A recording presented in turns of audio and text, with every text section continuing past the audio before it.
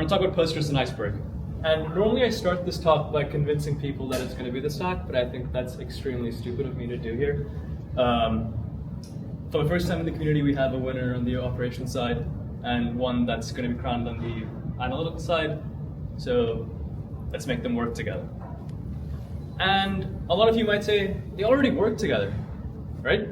On one hand, you can replicate your Postgres tables into Iceberg, and on the other hand, you can query Iceberg tables in Postgres with an extension like pg.db, embedded .db in Postgres. That should be the end of the talk and some beers for you all. But it's not. And replicating Postgres into Iceberg is extremely, extremely painful. We actually had 2 people already in talks before us talk about how writing to Iceberg is tough, right? So nothing new here. But Postgres as a source is actually extremely bad because it's an updating OLTP system, and Iceberg is terrible for handling these kind of updates. Updates are modeled as a delete and then an insert, and to find what row to delete, you often do a full table scan. But then you might say, actually, what about Iceberg v2? It has equality deletes, and you can use an engine like Flink to handle those equality deletes. And what ends up happening is for each data file, you have thousands of equality delete files, and your table is basically unusable. And if you go on the Iceberg community, that's kind of what most people talk about. It's how do I CDC Postgres to Iceberg? And you often see tech blogs that write, a year later, we finally figured out CDC from Postgres to Iceberg, and that's the win. The reality is, it's not the tools, it's not CDC or the replication as a source that's the issue, it's just Iceberg. Iceberg's not a real-time destination. And that's what we're working on. Moonlink is our real-time Postgres to Iceberg sync, sub-second freshness for all sorts of updates and deletes. And we have really optimized for these update-heavy workloads. Because we know exactly the source and we know the destination, you can really get this to be sub-second performance and seamless. There are 3 things that Moonlink adds. One is an in-memory column store buffer, arrow-based. The second thing is indexes, primary key lookups for these indexes to handle the updates, and a positional delete log.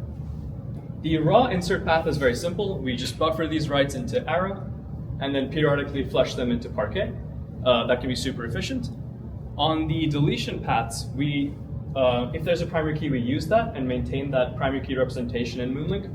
If not, we hash the entire row and use that as the primary key lookup. We store this in the positional deletion log, and then periodically flush this into the deletion vector, which is supported in Iceberg v3. So yeah, we built the first streaming storage that we're aware of to Iceberg, one that can take CDC from Postgres as a source, but is extensible to anything like Kafka, MySQL, and the goal is really sub-second, high-throughput data ingestion into Iceberg. Moonlink itself is a single Rust binary that can scale extremely trivially from 1 box to as many as you want, and actually releases tomorrow. So I really wish you held the talk tomorrow.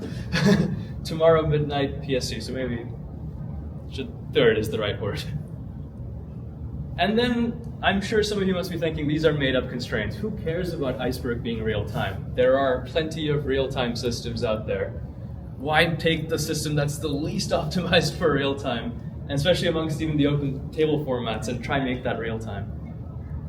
And the requirement we saw often from our customers were, I have an application that does all sorts of inserts, updates, and deletes. I need analytics on my latest up-to-date data, on my latest transactions. And you can kind of do this today with Iceberg. You can take a CDC stream from Postgres, and Moonlink exposes a union read interface to your query engines like DuckDB, ClickHouse, StarRox. It's just like the Rust catalog, and you can read that through these engines. And the next question is, how can we make this experience great and trivial to consume? Moonlink is so lightweight, you can actually embed it in Postgres as an extension. So that's what we started off with at Mooncake Labs. We built a Postgres extension first, and everyone was kind of confused, being like, why do you build a Postgres extension first? The Postgres extension, PG Mooncake, is just Moonlink embedded within Postgres as a background worker. And the experience I'll show you is you can create a columnar copy of your row store tables, keep them synced with sub-second latency, and provide a consistent read interface all within Postgres and somehow get top 10 ClickBench performance. And the column store data is being stored in Iceberg. So yeah, let me just demo some of this stuff. Sorry? To make all of that kind of hidden to you. Yeah. So people actually use Debezium and then Flink or Debezium Kafka into Iceberg. I think you can just kind of use Mooncake for that. Do you support Toast? Yes. Which mechanism are you using for getting data like writes from Postgres? Logical replication, we use version 1 to 4. So depending on the size of the or the type of insert pattern and delete. Yeah. Okay, so you'll appear as like a replica target. Yeah. I'll kind of just show it to you right now. I have like 4 Postgres tables, companies, people, events, opportunities. It's like a CRM kind of representation.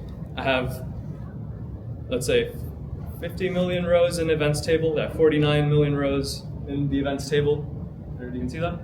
And I'm running a basic just analytic query, give me how my companies are doing, and within the company, who are the most important people, how are they tracking, right? A query that's totally not designed for Postgres. And in that tiny white icon, you'll see this will take around roughly 30 seconds. At this, it's faster, 13 seconds, wow.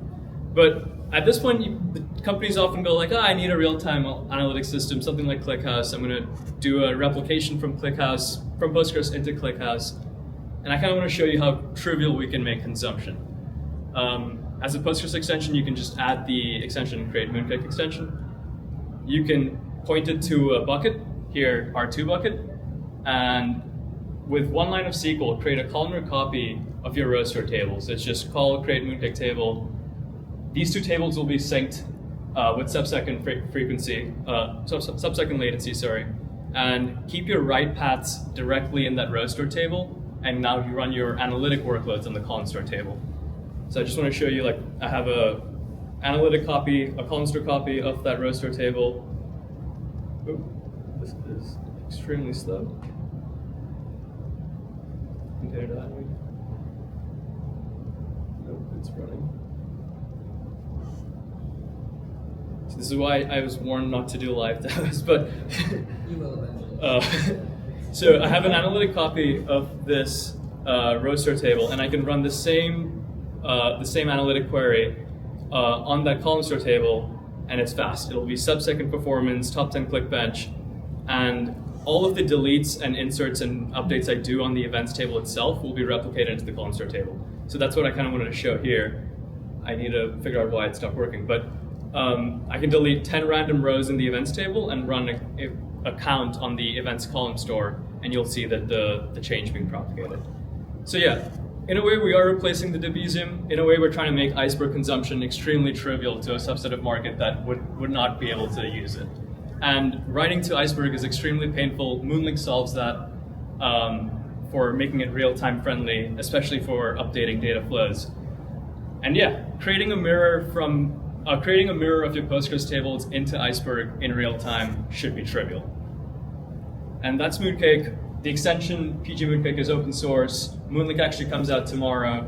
And yeah, we're founders at mooncake.dev and mooncake.dev. So yeah, reach out to us if you have any questions. And thank you for listening to me.